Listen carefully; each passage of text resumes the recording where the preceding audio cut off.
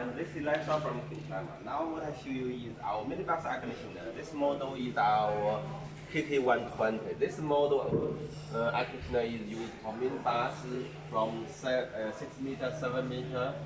The cooling capacity is about 12 kilowatt. It is used for the variable compressor TM16 or TM21. It looks very fine, and the weight is just 50 kilogram, so it's very light and it's very strong. Looks fine and use life more than 8 years, 10 years like this. Okay.